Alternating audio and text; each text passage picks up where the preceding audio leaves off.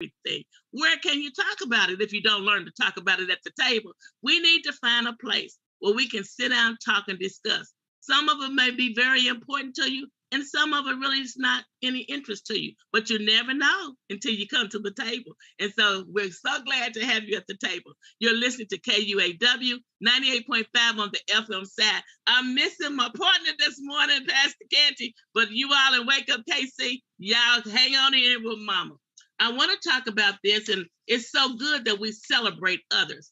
There's going to be a celebration going on for a wonderful lady. A musical celebration will honor Sister Hattie P. Lewis. That's right, Sister Hattie P. Lewis. The family and friends of Sister Hattie Pearl Lewis are pleased to present a musical celebration of worship and praise honoring Sister Lewis for 90 years of age and life and 63 years of musical ministry. I had the opportunity with working with Sister Lewis and family down in St. Louis when we were down at the National Convention, Baptist Convention. And I tell you, she is a very beautiful lady. She has worked over years and years in the music department. And I tell you, that is really, really a celebration that she needs to be honored. She does a fantastic job. The celebration will be held Sunday, July 24th at 4 p.m. at Morning Star Missionary Baptist Church, 2411 East 27th Street. John Miles is the host pastor.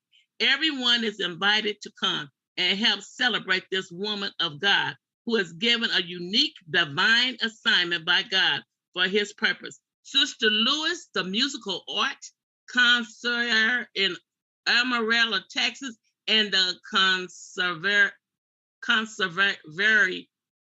Conservatory of Music, University of Missouri of Kansas City. Sister Lewis was a star basketball player for the KUAW High School in Tuskegee. Wow, Sister Lewis, I didn't know you played basketball. Well, congratulations. She was one of the star basketball players for the team down in Tuskegee. Okay, see how you found out about people the more you read? All right, congratulations. Sister Lewis holds several jobs, and after 29 wonderful years, she was blessed to retire as a supervisor from the Internal Revenue Service. Sister Lewis was blessed to have a musical family, which she does. Her mother, Sister Luella Watson, served as the organist and the choir director for her church for over 50 years. From the mother mentorship, Sister Lewis began working with the choir of Morning Star Baptist Church in 1972. She served as the minister of music in 1973 through 2004 at Morning Star Missionary Baptist Church. She served as Canaan Baptist Church, Right Way Baptist Church, Windmere Baptist Church. Mrs. Lewis was appointed the responsible preparing and overseeing the inauguration of musical for the Missionary Baptist State Convention of Missouri. So we just want to celebrate her. We want to tell her congratulations. That celebration takes place Sunday, and we want to tell her at Reverend John Miles, who is the host pastor, at 4 p.m. So those who would like to go to that musical celebration and honoring her, this is a great time to go out and give her support. All right, congratulations. Another thing we want to talk about, let's get into a little sports. I told you, Mama has a little bit of everything at the table. That's right. I have a little bit of everything at the table. Tiger Woods, now an honorary member of the Royal and Ancient. And it says, St. Andrews, Scotland. Already a two-time winner of St. Andrews, Tiger Woods picked up another honor before he even struck a shot in the 150th edition of the British Opening. Wow, we want to tell Tiger Woods congratulations. He now has an honorary member of the Royal and Ancient Golf Club of St. Andrews. The R&A used the occasion of its biggest celebration this week to confer honorary membership to Open Championship Woods, Royal McIlroy, and Paul Lawrie. It was not like Woods needed any help getting a tee time in the old course or even entering into the famous clubhouse, but it was a nice honor. So right here, once again, we want to let it be known that Tiger Woods is being honored, and it's seeing him come back, and he has a big smile on his face, and it's a good thing. We want to tell Tiger Woods, congratulations, and give him support and let him know that we are so proud to hear the news. Another thing that we want to talk about in the news, because there's a lot here at the table, I'm telling you, the moment we have been waiting for, Otis Taylor. That's right. Those of us that remember Otis Taylor, he was waiting for Otis Taylor into the Hall of Fame. Will this be the moment we have waited for? Kansas City Chiefs wide receiver Otis Taylor, 89, recently made the senior list semifinalist for selection into the NFL Hall of Fame. Taylor has deserved his gold jacket for years, but has been unable to get the vote necessary to be inducted. This may be the time that he finally makes it. And it says, one would be hard-pressed to find any real Kansas City Chief fan who would not agree that Otis Taylor, one of the greatest wide receivers in the NFL history, belonged in the Pro Football Hall of Fame. Yes, and I remember those years, and also I remember him, and also down in Mount Pleasant Baptist Church on 22nd of Olive, him being down there, and also too in the days of my youth when I used to go out down at Buck's Lounge, and also too visiting him at his home. He was always one that was in the community. He always gave his best in football, and so we want to see this happen. And it says the Pro Football Hall of Fame 12-person committee has trimmed their list to senior candidates down to 25 semifinalists for the 2023 class. Taylor is among the candidates. Congratulations. Let's just hope that this time we can see him get to the Hall of Fame. Taylor, 79, who played with the Chiefs Dallas Texans from 1965 to 1975, was one of the first historical Black college university graduates to get drafted into the NFL. Wow, that's a long time he's been waiting for this accomplishment, and we hope that he can see it through. One was on the most dominant receivers of his era. His record was a 410 reception and 7,360 average, 17.8 yards per reception over the course of his career. He had size and speed that would be considered prototypical for a receiver, even in today's NFL. That was quite an accomplishment, finishing his career in 1966 in the AFL All-Star, 1967 receiving touchdown leader 11, 1971 MFL receiving yards leading 1,110, and 1971 the Pro Bowler, in 1971 first team All-Pro, in 1972 the Pro Bowler of 1972 first team All-Pro and Super Bowl IV champion. Now, one thing that today's All-Star received that Taylor didn't was a YAC, yards after the catch. In Taylor's days, we would not get credit for yards for the distance from where the quarterback threw the ball to where he received it in yards. Yards after the catch were accredited to the quarterback. And so therefore we see that Otis Taylor has so much and he has accomplished, and we are really hoping that this time that he fulfills and gets an opportunity to see that come into fruition while he is yet alive. I'm telling you, there is so much news, so much to talk about. We have so much ahead of us. And also, too, in the midst of the news, I wanted to bring you and talk about a little bit of sports. I wanted to talk about appreciating others within our community, because sometimes you say, what is all that, Mama? We need to learn to be well-rounded. We need to be able to open up conversations about everything, and we need to appreciate one another. You know, it's so sad that we can only give people their flowers after they die. You know, we need to be able, you all, to come to the table, know people, know what they stood for, and be able to tell them while they can still hear it, while they can still smell it. To have a whole bunch of flowers lined out after you're gone. I'd rather have one little rose or one little tulip where I can smell it than a whole stream of them after I'm gone. And I think this is what we're really trying to do at the table. We're trying to let people know that we recognize them, that we see them, we appreciate them. And sometimes even in your local churches, you have people sitting in your midst and you don't even realize. And when I talk about young people, sometimes young people have people that are of importance right there at the church or right there in the neighborhood. and we don't even recognize and let them know, do you know who that is? Do you know the accomplishments? Because sometimes we look at people like Dr. Martin Luther King and everything, it's like history. They haven't lived in the time, and if it was, they don't really appreciate it. But sometimes we have to teach our young people, and this is why it's important to mentor. This is why it's important for us to show love. We have gotten so insensitive when it comes to showing each other love. We only care about our own, our immediate family, but we have to learn to care about one another once more and again. And I'm even talking about believers. Sometimes you go to the church and it be so cold, people sit right next to you, won't even speak. Cut that out. Doc said it, Mama said it at the table. Cut that out. We need to get back to caring and loving. We need to see somebody's child as if it's our child. We need to be one more caring about each other rather than trying to cut each other down. And we need to get back to who we say we are in Christ Jesus. That's right, I'm talking about it. Mama's talking about it at the table. We need to really know what it means to love, but not only say it, show it.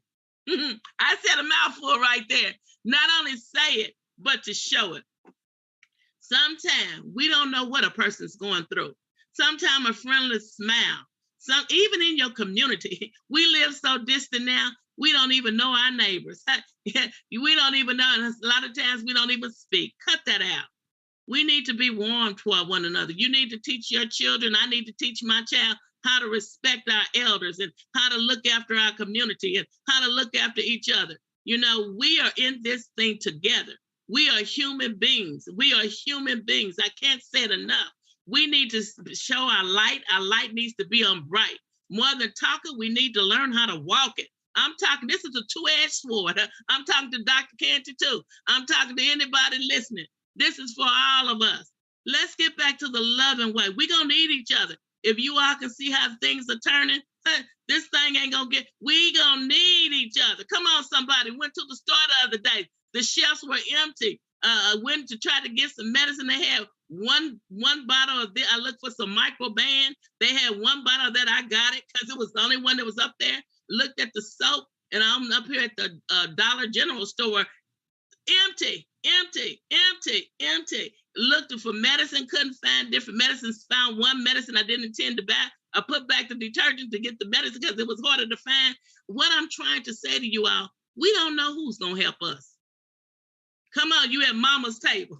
Knowledge, understanding, and wisdom. If we don't learn to talk about it at the table, if we don't learn our hearts, we don't want cold, bitter hearts toward each other. And an incident happened. We were on the prayer line. I got to share this with you because it was beautiful. And I was talking to one of my sisters, her and her husband. They were down on Blue Ridge by the stadium. The car broke down. And she called me. She says, I want you to share this with the prayer group. God is still alive and well. Yes, he is. Hey, glory. He's still alive and well. She said, even though I was with my husband, my car broke down. She said, and in the midst, Jennifer, I'm shouting out at you. Yeah, I got to tell this testimony. She said, even though my car had broke down and I'm with my husband, she said, people were making U-turns to come back to see what they could do to help us. Come on, that's what it's all about.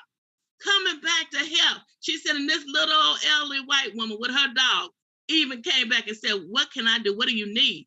You know, we are humans. Let's not let race and all this other stuff come between us doing the right thing. Let's not let these things come between us having a heart of God. More than talking it, let's live it. Let's care about each other. Let's teach our children to be respectful. Let's teach our children not to hurt each other and not to hurt us. You know, we need each other. Come on, somebody. And we need to come to the table. And we need to listen to each other. We need to listen to the young ones. And the young ones need to listen to us. We're all in this thing together. Come on, somebody. Say, Mama, you better talk about it. Mama's on your street. Mama gonna talk about it. That's right. I'm gonna talk about it. We need to have tables. We need to have people we trust. We need to get back caring about each other. Like, as long as it don't happen to my house, I don't care. Shame on you. It don't have to be your house. Your house is next door to my house or down the street. It might not be you today, but it could be you tomorrow. Come on, somebody. Mama's talking to you. You need these mama talks. You need daddy talks. Daddy, I need you. I need you to support me. I need you to be there and help me with Johnny and help me with Susie and I help you. We're all in this thing together. We're in this together. Check on your kids with their schooling. Make sure you go up to that school and get familiar with those principals and teachers and let them know I'm not coming up here to do nothing but one thing, to give you support and to let you know if my child is not doing something, notify me. And I'm going to be watching this child and pay attention to their homework and pay attention to what they're learning in school. Don't just trust others at the hands of your child and you get away scot-free. No, we all have a job to do. We all have a job to do. Participate. How you going to run somebody down and you don't participate in nothing? Talk about this and talk about that. You get active. You get involved. You show your love. All right? And then when mama's doing this, mama's not trying to reprimand. That's not my heart. I love each and every one of you all out there, and I thank you for the support. I'm trying to say we all need each other. And I want to say it in love, even though I'm saying it a little firm sometimes, but that's not my heart.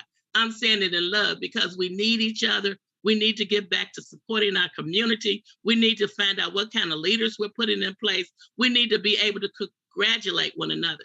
It's a sad thing if I can congratulate you and you never can tell me that you're happy for me. We need to learn how to be happy for one another. There should be no jealousy. Hey, it takes all of us.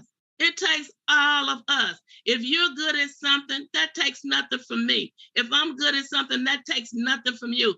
But we need to put it all together and work together and see things work for the good.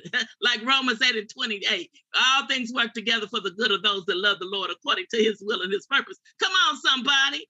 Come on, we need to live it more than just talk it and quote it. We need to live this thing. All right. All right. I got a little bit more. I'm going to keep on going, but I had to get kind of on my soapbox. And I wanted you to know, she said that those people came. And that lets you know when people really care, we're all helping each other. She said, my husband was standing there, but you should have seen those people getting off the highway to come back and help us. And that lets you know that God is still yet alive. God is on the throne, y'all. Regardless of what's going on, he's still in total control. Somebody better tell somebody, God is still in total control. All right. I want to bring this just before I come to a close. I hope that I gave you a little something this morning at the table. You might not have liked everything, but at least if there's one thing that you can walk away with that is positive, then I'm grateful and I'm thankful. KUAW 98.5 on the FM side. That's right.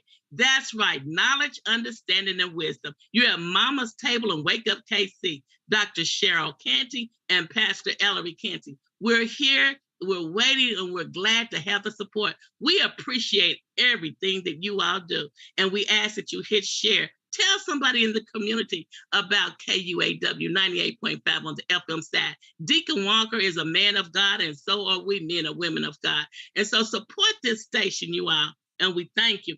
I'm going to say this, Mother Knows Best, just before I come to a close. I've only got a few more minutes. I'm going to try to squeeze it in. And it says it's a time to purge by Andrea Saunders. And she does a beautiful job with this Mother Knows Best. And even though I won't read all of it, I'm just going to give you a little bit of it because enough to dig into this. So I only got 2 minutes and I want to kind of hit it.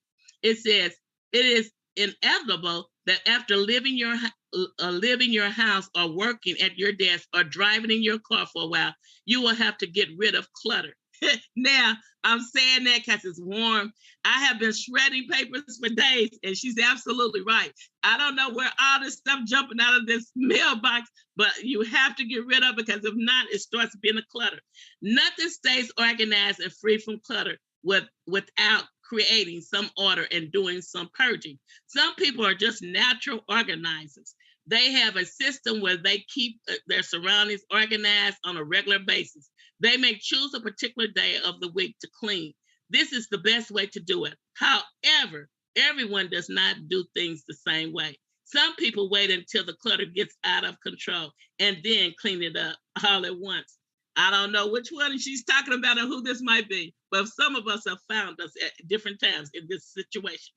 I was going through my closet recently, trying to figure out what clothes to keep and what clothes to give away. After a while, those decisions I looked at my closet, and even though I was separating and I was gratified in my feeling, I found it hard sometimes to get rid of some of those sentimental items. I now have much more room, and it is easier to find what I'm looking for once I decided to go ahead and throw it away. Then I started thinking about purging other things in my life. Purging physical or material belongings is one thing, but when we happen to purge other areas of our life, such as bad habits, do we have any bad habits that we need to get rid of? I know. I examine myself. It's a two-edged sword. Sometimes I have to pray and I ask God, Lord, show me me. I don't want to look at anybody else. Where can I improve and work on me? Sometimes we look at everybody else, but we don't start with self.